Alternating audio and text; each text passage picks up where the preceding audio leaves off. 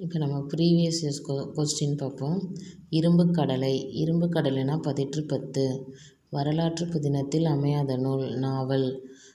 சிவகாமியின் சபதம், யவனராணி, செம்பியன் செல்வி, சுந்தரி தான் ஆன்சர்.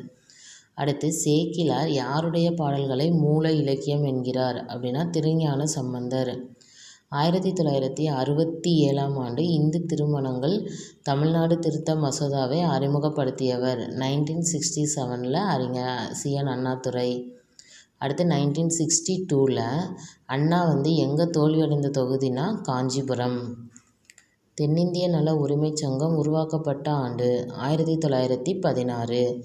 பெரியார் ஈ.வே. ராமசாமி அவர்கள் எந்த ஆண்டு சேலத்தில் மூடநம்பிக்கை ஒழிப்பு மாநாடு நடத்திய ஆண்டு? 1971 1971. எங்கே நடத்தினார்? சேலம். யார் நடத்தினாங்க? ஈ.வே.ரா. மூட நம்பிக்கை ஒழிப்பு மாநாடு. அடுத்து சுப்பிரமணிய பாரதியார் தனது இளமை பருவத்திலேயே கவிதை படைக்கும் ஆற்றல் உடையவராக இருந்தார். அவருக்கு பாரதி என்னும் பட்டம் வழங்கிய மன்னன்? எட்டயபுர மன்னன். அப்போ பாரதியாரோட வயசு என்னன்னா 11 வயது. அடுத்து உலகில் எந்த நூலுக்கு அடுத்தபடியாக திருக்குறள் அதிகமான மொழிகளில் மொழிபெயர்க்கப்பட்டுள்ளது? விவிலியம். குடும்பம் என்னும் சொல் முதலில் இடம்பெற்ற நூல் திருக்குறள். இது குறள் பொருள் கொடுத்துருக்காங்க. அந்தணர் என்போர் அறவேர் மற்ற எவ்வுயிருக்கும் செந்தன்மை பூண்டு ஒழுகலான். ஒவ்வொரு நாட்டிலும் அந்தந்த நாட்டு பண்பாட்டின்படியே ஒழுக்க வரம்பிருக்கும் பிராமணன் வேதத்தை மறந்தானா மறக்கவில்லையா என்பது தமிழ்நாட்டில் ஆய்விற்குரியதன்று. அவன் தமிழ் ஒழுக்கத்தை கடைபிடித்தனர் இல்லையா என்பதே அதன் ஆய்விற்குரியதாம்.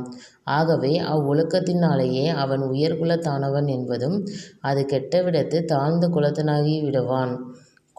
ஆகி விடுவான் என்பதும் தமிழ்நூல் முடிவாம். இதுக்கு ஆன்சர் என்னதுன்னா குறளும் பொருளும் பொருத்தமற்றன. கதரின் வெற்றி நாடகம் மூலம் தேசிய உணர்வை தூண்டியவர் யாருன்னா தேப்போ கிருஷ்ணசாமி. டிபி கிருஷ்ணசாமி பாவலர்னு சொல்லுவாங்க. இவர் 1923ல் லண்டனில் வெம்ப்ளி உலக கண்காட்சி 1923 லண்டனில் அரங்கேற்றம் பண்ணியிருக்காரு இந்த நாடகத்தை. அது ஃபஸ்ட்டு 1922ல் அரங்கேறியது. இந்த மதராஸ் பிரசிடென்சி உள்ள சுற்றி இருக்க எல்லா பகுதிகளிலுமே இந்த கதரின் வெற்றி நாடகத்தை அரங்கேற்றியிருக்காரு. அடுத்து கூற்று. பிங்களத்தை பிங்கள முனிவரால் இயற்றப்பட்டது. திவாகர முதல்வரின் புதல்வர் பிங்கள முனிவர். இது ரெண்டுமே சரி. தொல்காப்பியத்தில் அதிகாரங்கள் 3, இயல்கள் 27. சீனாவைக்கு முதலில் தூதுக்குழுவை அனுப்பிய சோழன் 1ஆம் ராஜேந்திரன். தமிழ்நாட்டில் அதிகமாக மாங்குரோவ் காடுகள் காணப்படும் மாவட்டம் எதுனா கடலூர். இந்திய மருந்துகள் மற்றும் ஹோமியோபதியை உள்ளடக்கிய சுகாதார திட்டமாகும். இது தமிழ்நாட்டில் COVID-19 தொற்று நோயை கட்டுப்படுத்தவும் தடுக்கவும் உதவுகின்றன. ஆரோக்கியம். அது பேர் என்னதுன்னா ஆரோக்கியம். பழங்குடி சமூகத்திற்கு திருமணம் என்பது ஓர் ஒப்பந்தம். பெற்றோர் மற்றும் மூத்த குடிமக்களுக்கான பராமரிப்பு மற்றும் நலச்சட்டம் 2007 மாநிலத்தில் செயல்படுத்தப்பட்டு நடைமுறைக்கு வந்த நாள். பெற்றோர் மற்றும் மூத்த குடிமக்களுக்கான பராமரிப்பு மற்றும் நலச்சட்டம் 29/9/2008 நடைமுறைக்கு வந்தது. அடுத்து ஆர்டிகிள் 335 SC/ST அரசு பணிகளில் இடஒதுக்கீடு. Thank you friends.